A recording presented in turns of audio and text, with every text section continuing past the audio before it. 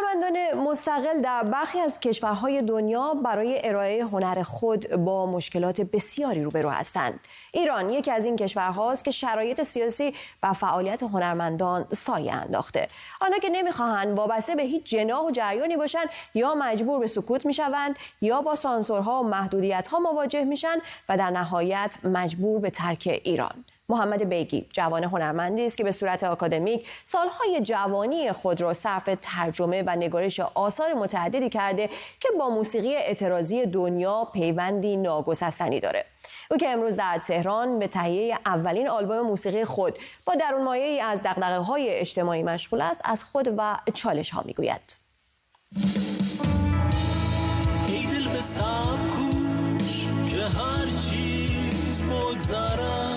محمد بیگی، نوازنده، مترجم و کارشناس ارشد پژوهش هنر، در حال تهیه اولین آلبوم خود به نام زیستن به وقت مرگ در سبک موسیقی راک است.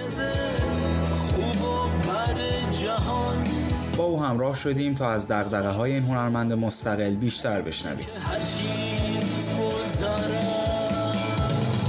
یک روز داشتم اشعار ملک الشعرا بهار رو می‌خوندم واسه اینکه بتونم یک آهنگی جدید بسازم. ایشون جز شاعر مورد علاقه منه، شاعر آزادیخواه دوران مشروطه، و دیدم زیر شعر نوشته زندان نظمیه 1308. واسه من خیلی جالب بود، یعنی شعر رو بهار در زندان گفته و شعر پر از امید بود و به خودم گفتم که وقتی 100 سال پیش ملک الشعرا بهار با اون نگاه وسیعی که داشته تونسته یک شعر بنویسه برای آزادی، واسه امیدواری و در دل زندان، چرا امروز ما که متاسفانه شرایط درست حسابی نداریم و اقتصاد خرابه، اینطوری که میخوایم نمیتونیم زندگی بکنیم، چرا من از امید نگم؟ که این کار خواننده با آهنگسازش خودم هستم و دوست بسیار خوبم مازیار رشتیپور تنظیم این کارو به عهده داشته.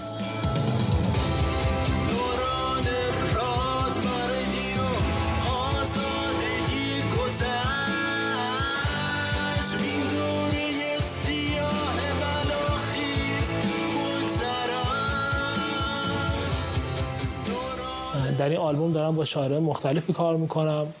برای من باعث افتخاره که دکتر اسماعیل خویی اجازه دادن که من روی اشعارشون آهنگ بسازم. آقای حسین جنتی از بهترین غزلسرای کشور هستن، دارم روی اشعارشون کار میکنم و همینطور یغما گلجویی از ترانه‌سرای خوب کشورمون.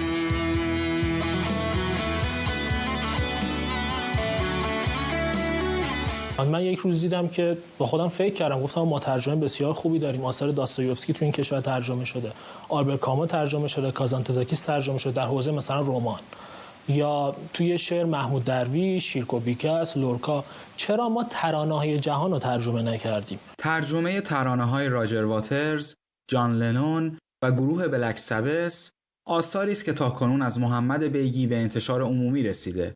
کتاب‌هایی که در کنار نقدها و پژوهش‌های او در عرصه موسیقی می‌تواند به خوبی نمایانگر اندیشه این هنرمند جوان باشد. من فکر می‌کنم هیچ آرتیستی نباید هیچ وقت قانع بشه، یعنی بگی که خب اینجا دیگه تموم شد، من کارمو انجام دادم. همیشه یک آرتیست باید در حرکت باشه، مثل این معابد زرتشتی که این آتشکده‌ها که میسوزن همیشه باید در حال سوختن باشه.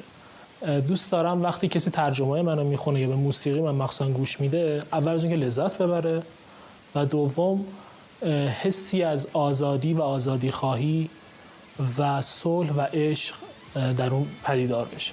همین واسه من کافیه. علی میرحیدری، ایران اینترنشنال.